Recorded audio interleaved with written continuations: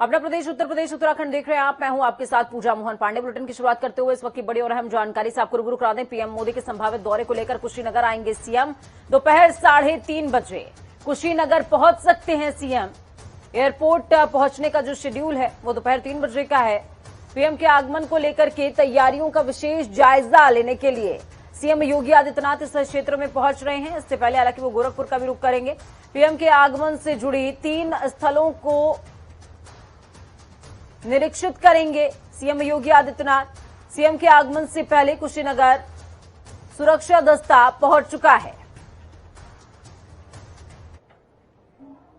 तो एक और बड़ी और अहम जानकारी, लखनऊ के रोहिणी अपार्टमेंट में ताबड़तोड़ फायरिंग हुई है। युवक ने व्यवसायी के कार पर ताबड़तोड़ फायरिंग करी थी। फायरिंग के बाद स्थानीय पुलिस मौके पर मौजूद। शिकायत के बाद पुलिस पूरे मामले की तफ्तीश भी कर रही है। बेहद बड़ी और अहम जानकारी आपको दे रहे हैं। ये पूरी घटना सीसीटीवी कैमरे में कैद हो गई। बड़ी और अहम जानकारी इस वक्त की लखनऊ से। शिकायत के बाद पुलिस पूरे मामले की तफ्तीश कर रही है। वहीं नवरात्रि के शुभ दिनों में अखिलेश ने अपने चुनावी अभियान का आगाज करने का निर्णय लिया। आज गंगा किनारे से शुरू होने वाली विजय रथ यात्रा 4 जिलों से होकर गुजरेगी। आज जाजमऊ और नौबस्ता में स्वागत समारोह के बाद घाटमपुर में अखिलेश एक जनसभा को भी संबोधित करने वाले हैं। इसके बाद अखिलेश का विजय रथ हमीरपुर जाएगा, जहां पर रात्रि विश्राम के बाद दूसरे दिन कालपी जालौन के बाद कानपुर देहात में भी सभा रखी गई है। जाजमऊ से लेकर घाटमपुर और हमीरपुर तक सपाइयों ने कई स्वागत द्वार बनाए हैं, जिसमें अखिलेश सरकार के नारे को बुलंद किया गया है। रथ यात्रा की शुरुआत अखिलेश यादव कानपुर से करेंगे। जाजमऊ से शुरू होकर ये रथ यात्रा कानपुर में 100 किलोमीटर का सफर तय करने के बाद हमीरपुर में प्रवेश कर जाएगी। इन 2 दिनों में अखिलेश यादव रथ यात्रा के जरिए 4 जिलों की सियासी गर्मी भाप लेंगे। अभिनव श्रीवास्तव, जनता टीवी, कानपुर। वहीं विजय रथ यात्रा निकालने से पहले अखिलेश यादव अपने पिता मुलायम सिंह के पास पहुंचे और उनके आवास पर उनसे आशीर्वाद लेते भी नजर आए। उनके पैर छूकर आशीर्वाद लिया है अखिलेश यादव ने। पार्टी के रणनीतिकारों का मानना है कि जब जब अखिलेश यादव क्रांति यात्राओं पर निकले हैं, प्रदेश की राजनीति में नया परिवर्तन आया है। वो इससे पहले 31 जुलाई 2001 में पहली बार क्रांति रथ लेकर निकले थे। इसके बाद 12 सितंबर 2011 को दूसरी बार समाजवादी क्रांति रथ यात्रा लेकर निकले। इस रथ यात्रा से उन्हें मुख्यमंत्री का ताज सौंपा है। उस वक्त भी वो लखनऊ से उन्नाव होते हुए कानपुर और बुंदेलखंड पहुंचे थे। इस बार भी तारीख 12 ही है और रूट भी पुराना है। बस महीना तब्दील हो गया है, साल बदल गया है।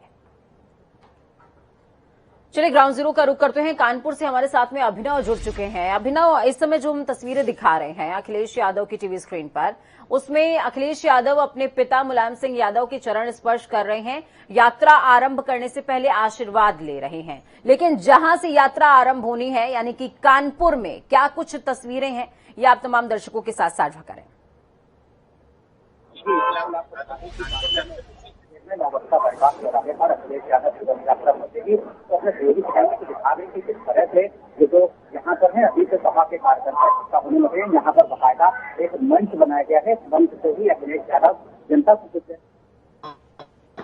यहाँ से ये रथ यात्रा आकमपुर के लिए रवाना हो जाएगी। वहीं अखिलेश यादव के स्वागत में बैंड बाजी के साथ यहाँ पर कार्यकर्ता मौजूद है और लगातार उत्साहित है। और जिस तरह से 2 दिवसीय रथ यात्रा की शुरुआत आज कानपुर से हो रही है, तो कहीं न कहीं चुनावी जो आंकड़े हैं वो भी इसमें छापे जाएंगे। और घाटमपुर जाजमऊ से शुरुआत होकर घाटमपुर पहुंचे की सभी अखिलेश यादव और सपा कार्यकर्ताओं का कहना है कि घाटमपुर में जो निर्दलीय पावर स्थान था वो अखिलेश यादव सरकार की एक योजना थी, तो इसलिए अखिलेश यादव वहां पर जनसभा को संबोधित करेंगे। और इसके बाद जब कल 2 दिवसीय यात्रा कानपुर के साथ ही समाप्त होगी, तो अमूल दूध का एक प्लान है जो अखिलेश यादव सरकार की एक और योजना थी, यानी अखिलेश यादव इस रथ यात्रा के माध्यम से अपनी सरकार की पुरानी योजनाओं से जनता को रूबरू कराएंगे और एक तरह से चुनाव प्रचार की कानपुर से शुरुआत कर देंगे।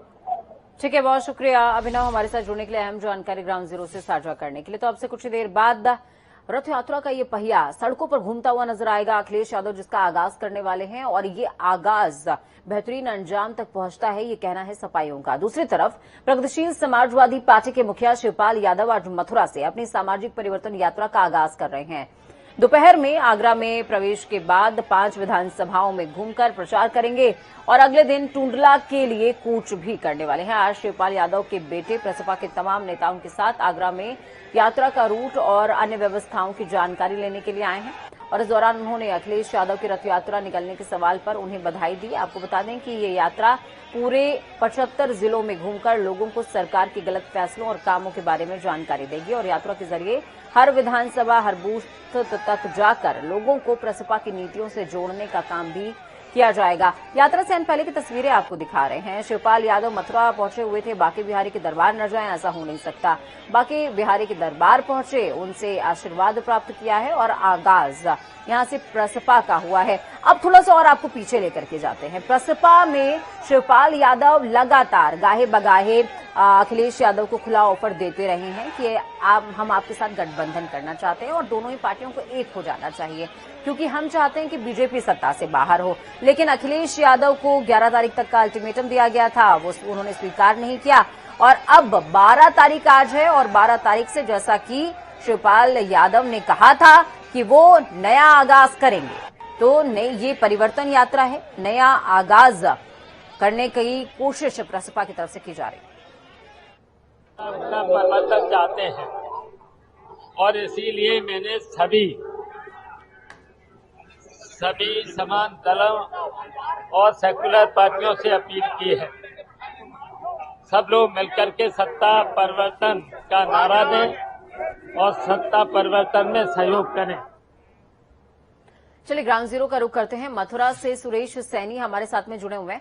सुरेश, क्या कुछ अपडेट है ग्राउंड जीरो से? शिवपाल यादव यूं तो अखिलेश यादव को खुला निमंत्रण देते हमेशा नजर आते हैं, क्या आज अखिलेश यादव को लेकर के किसी तरह का उन्होंने अपना एहसास जाहिर होने दिया है क्या? जी बिल्कुल, आज भी जिस तरह से शिवपाल यादव वृंदावन पहुंचे थे, बांके बिहारी के दर्शन किए और यहाँ से आज वो सामाजिक रथ यात्रा अपनी शुरू करने जा रहे हैं। जिस तरह से उन्होंने बांके बिहारी के मंदिर से अपनी चुनाव की संक्रांत किया है, उसको लेकर के यहाँ पे पूरी तैयारी है और वृंदावन के ही जो है यहाँ से एक सभा का आयोजन किया जा रहा है, जहाँ से इसके बाद वो अपनी विजय रथ यात्रा को शुरुआत करेंगे। और बांके बिहारी मंदिर में आज सुबह उन्होंने भक्ति भाव से बड़ी श्रद्धा के साथ पूजा अर्चना की है। पूजा अर्चना के बाद ये आज से रथ यात्रा शुरू होगी। जिस तरह से अखिलेश यादव आज कानपुर से रथ यात्रा शुरू कर रहे हैं, उस तरह से आज पार्टी के राष्ट्रीय अध्यक्ष उन्होंने बिहारी से उसके साथ साथ हमारे पास सेनापति जो है पार्टी के जिलाध्यक्ष हैं, उनसे बात कर रही है आगे किस तरह की रणनीति और कहाँ तक ये रथ यात्रा जाएगी और किस तरह का इससे जो आगामी चुनाव में फायदा होता है, क्या कहेंगे, किस तरह का फायदा यहाँ से देखने को मिल सकता है? ये समाजवादी सामाजिक परिवर्तन रथ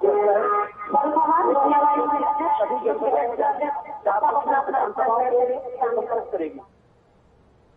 ठीक है सुरेश, बहुत शुक्रिया हमारे साथ जुड़ने के लिए, अहम जानकारी ग्राउंड जीरो से साझा करने के लिए। तो सुरेश सैनी हमारे साथ में जुड़े, साथ में उनके साथ प्रसपा के तमाम कार्यकर्ता भी मौजूद रहे। इस दौरान उनसे बातचीत भी सुरेश यादव ने की है और सुरेश कुमार सैनी माफ कीजिएगा, उन्होंने की है और साफ तौर पर कहते नजर आए हैं कि प्रसपा का मकसद है कि हम सरकार की जो नाकामियां हैं उनको लोगों तक पहुंचाएं।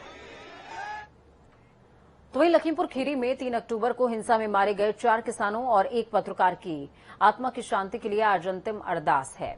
इसके बाद यहां से अस्थि कलश यात्रा निकाली जाएगी जो पूरे देश में जाएगी। दरअसल भाजपा ने पूर्व प्रधानमंत्री अटल बिहारी वाजपेयी और कल्याण सिंह के निधन के बाद उनकी अस्थि कलश यात्रा कई राज्यों में निकाली थी।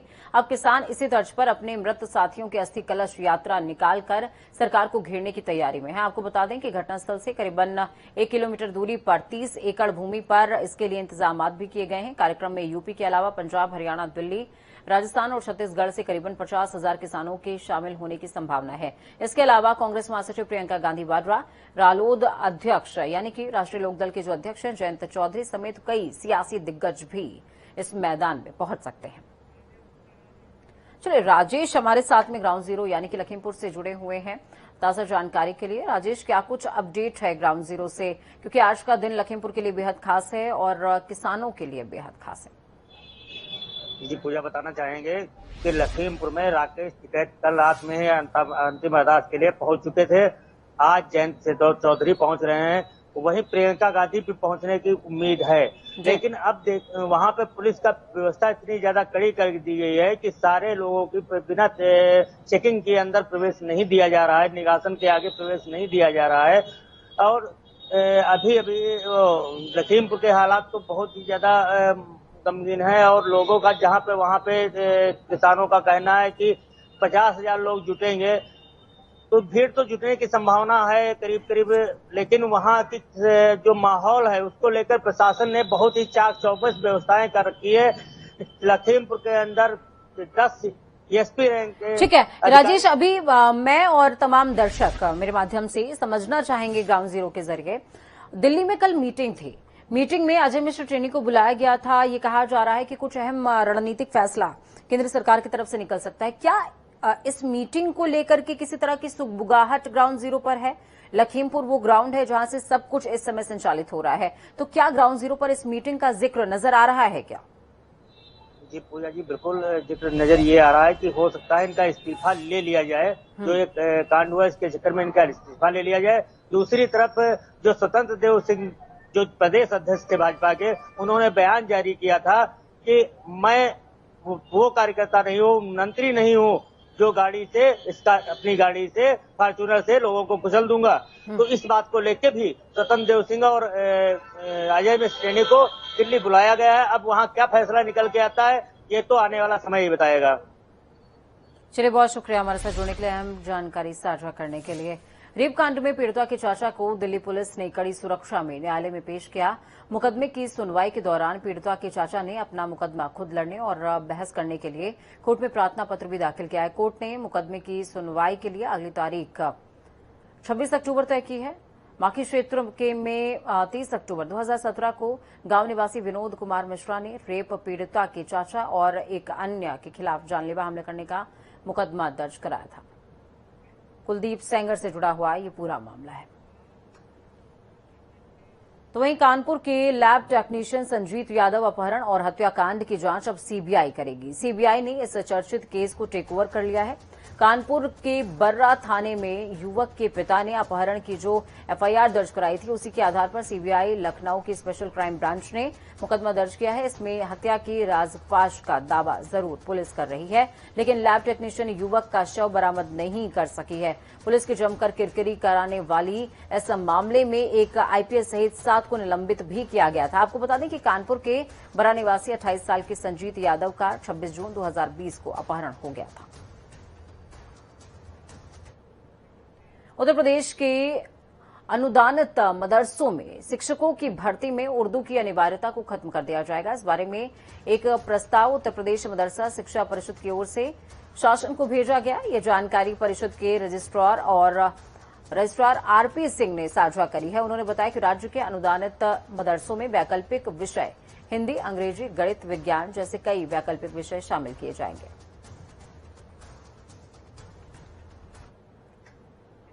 चलिए, रुख होगा देवभूमि का। आगामी विधानसभा चुनावों के मद्देनजर प्रदेश में राजनीति बढ़ रही है और आपको ये भी बता दें कि चुनाव से पहले आज दोपहर 12 बजे उत्तराखंड कैबिनेट की अहम बैठक होने वाली है। इस बैठक में राज्य हित के मुद्दों पर चर्चा हो सकती है। तो वहीं इस बैठक को लेकर सभी की नजरें बनी हुई है। आपको बता दें कि उत्तराखंड सरकार ने भाजपा छोड़कर कांग्रेस में गए यशपाल आर्या को प्रदेश मंत्रिमंडल से हटा दिया है। हालांकि आर्य ने कांग्रेस में शामिल होने से पहले मुख्यमंत्री को अपना इस्तीफा भेज दिया था, लेकिन सरकार ने उनका इस्तीफा स्वीकार नहीं किया था। मुख्य सचिव डॉक्टर एसएस संधू ने यशपाल आर्य को पदमुक्त करने की अधिसूचना अब फाइनली जारी कर दी है और इस अधिसूचना के जारी होने के बाद जो यशपाल आर्य के तमाम प्रभार थे वो मुख्यमंत्री पुष्कर सिंह धामी के पास चले गए हैं। अजीत काम्बोज हमारे साथ में जुड़े हुए हैं। इस मीटिंग के रिगार्डिंग वो तमाम जानकारी साझा करेंगे। अजीत, बेहद खास ये मीटिंग होने वाली है क्योंकि चुनाव दहलीज पर है और चुनाव से पहले ये कैबिनेट बैठक और जिस तरीके से बीजेपी को अभी हाल ही में बड़ा झटका लगा है, उसके लिए भी डैमेज कंट्रोल के लिए जरूरी है कि एक बैठक हो, बैठक पे टेबल टॉक हो और एक बेहतर रणनीति तैयार की जाए।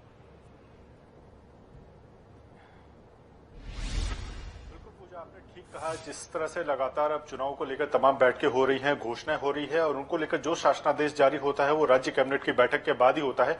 आज बड़ी महत्वपूर्ण बैठक राज्य सचिवालय में 11:15 बजे से शुरू होने जा रही है। हालांकि समय 11 बजे का रखा गया था, लेकिन मुख्यमंत्री के पौड़ी में होने के चलते बैठक को थोड़ा डिले किया गया है और 11:45 पर यह बैठक राज्य सचिवालय में शुरू होगी। और जिस तरह से एक उम्मीद है कि उपनल कर्मियों को लेकर, पुलिसकर्मियों के ग्रेड पे मसले को लेकर राज्य कैबिनेट कोई बड़ा फैसला ले सकती है, तो सभी को उम्मीद है बैठक से। लेकिन जिस तरह से कल ही बीते रोज एक बड़ा झटका उत्तराखंड सरकार को लगा है, सीधे तौर पर कैबिनेट मंत्री यशपाल आर्य अपने बेटे समेत कांग्रेस में शामिल हो गए हैं और तत्काल ही कैबिनेट मंत्री पद से उन्होंने इस्तीफा दिया है। तो अब जरूरी ये भी हो जाता है कि एक टेबल टॉक की जा सके तमाम मंत्रियों के साथ। इसमें चाहे फिर वो कांग्रेस खेमे से आए जो अब भाजपा सरकार में मंत्री है उन लोगों की बातचीत हो, या फिर जो अपने ही नेता है, अपने मंत्री है, उनको भी समझाया बुझाया जा सके। तो इन तमाम मसलों को लेकर एक टेबल टॉक भी होनी है जो अभी कैबिनेट की बैठक में होगी। इसके अलावा जो राज्य सरकार फैसले लेने जा रही है, तमाम घोषणाएं की गई हैं, उन घोषणाओं को लेकर एक शासनादेश जारी हो सकते हैं। तो इस तरह के पूरे मसले हैं, क्या कुछ उसमें महत्वपूर्ण रहेगा, इसकी जानकारी बैठक के बाद ही सामने आ पाएगी। जी चलिए, बहुत शुक्रिया हमारे साथ जुड़ने के लिए, अहम जानकारी ग्राउंड जीरो से साझा करने के लिए अजीत। तो अब से कुछ देर बाद ये बैठक शुरू होने वाली है और इस बैठक पर सभी की नजरें रहेंगी। नवरात्रि के पावन दिन चल रहे हैं, उत्तराखंड भगवान शिव की भूमि है, तो माता सती के प्रयाण की साक्षी भी इसे माना जाता है। ये वो जगह है जहां आज भी मां के अंश विद्यमान है। कहा जाता है कि जिन जिन जगहों पर मां सती के अंश गिरे वहां आज सिद्ध पीठ स्थापित हुए हैं। भक्तों ने उन्हें महसूस भी किया है। ये खास रिपोर्ट देखिए जो मां डाट काली की कहानी बयां कर रही है।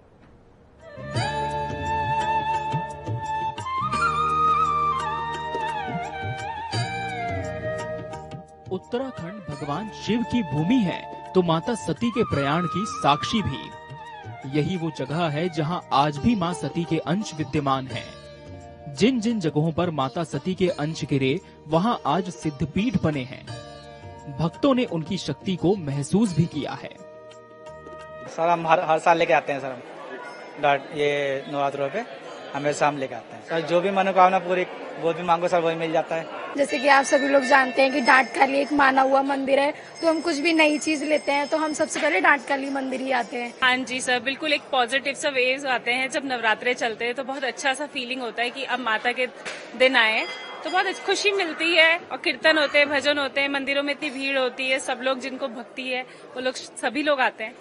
एक्चुअल में माता की कृपा हमेशा हमारे ऊपर रही है और हम हमेशा दर्शन करने के लिए आते हैं यहाँ पे। और हमारे साथ में किसी ने गाड़ी ली, नई गाड़ी, तो उस गाड़ी के साथ हम आए हैं यहाँ पे। मां काली का ऐसा ही चमत्कारी शक्तिपीठ है मां डाट काली मंदिर, जो कि माता सती के 9 शक्तिपीठों में से एक है। मंदिर के निर्माण के पीछे भी एक अनोखी कहानी है। बताते हैं कि अंग्रेज जब दून घाटी में आ रहे थे तो यहाँ प्रवेश करने के लिए उन्हें सुरंग बनाने की जरूरत पड़ी। अंग्रेजों ने यहाँ सुरंग बनानी शुरू कर दी। इसी दौरान खुदाई करते वक्त मजदूरों को यहाँ से मां काली की मूर्ति मिली। मूर्ति निकलने के बाद जब अंग्रेज सुरंग निर्माण का काम करा रहे थे तो ये काम आगे नहीं बढ़ पाया। दरअसल मजदूर पूरा दिन खुदाई करने के बाद जब सो जाया करते थे तो सुबह उन्हें वो काम फिर से अधूरा मिलता था। कुल मिलाकर काम में लगातार अड़चने आ रही थी। मान्यता है कि एक रात मां काली ने एक अंग्रेज इंजीनियर को सपने में दर्शन दिए और उससे मंदिर बनवाने को कहा। इसके बाद सुरंग के पास ही मंदिर बनाया गया और वहां मां काली की मूर्ति स्थापना की गई। तब कहीं जाकर सुरंग बन पाई। गढ़वाली भाषा में सुरंग को डाट कहते हैं। यही वजह है कि इस मंदिर का नाम डाट काली पड़ा। लोगों को माँ के ऊपर बड़ा आस्था है और ये माँ इस उत्तराखंड की इसी देवी है। पुराने काल से ही जब माँ के यहाँ दर्शन करते थे, सिंह द्वार से माँ के दर्शन करके ही लोग 4 धाम की यात्रा यहाँ से स्टार्ट करते थे। इसको यहाँ का सिंह द्वार भी कहा जाता था और लोगों में बड़ी आस्था है। जो भी शुभ कार्य होता है वो माँ का शुभ कार्य, माँ के आशीर्वाद लिया जाता है। चाहे गाड़ी लेना है, जमीन लेना है, शादी लेनी है, वो माँ के आशीर्वाद से ही पूरा होता है, क्योंकि यहाँ ये देवी यहाँ की इष्ट देवी मानी जाती है। मां डाट काली के मंदिर को भगवान शिव की अर्धांगिनी माता सती का अंश माना गया है। ये मंदिर देहरादून से 14 किलोमीटर की दूरी पर उत्तर प्रदेश और उत्तराखंड की सीमा पर स्थित है। जो भी दून आता है या दून से जाता है वो मां डाट काली का आशीर्वाद लेने के लिए उनके मंदिर के पास जरूर रुकता है। ये मंदिर जितना चमत्कारी है, इस मंदिर से जुड़ी मान्यताएं भी उतनी ही अनोखी हैं। मंदिर का निर्माण 13 जून 1804 में हुआ था, यानी कि ये मंदिर 200 सालों से भी ज्यादा पुराना है। आज भी नया काम शुरू करते वक्त या नया वाहन खरीदने के बाद श्रद्धालु मां डाट काली के दर्शन करने जरूर आते हैं। नवरात्रि के मौके पर यहाँ विभिन्न कार्यक्रमों का आयोजन किया जाता है।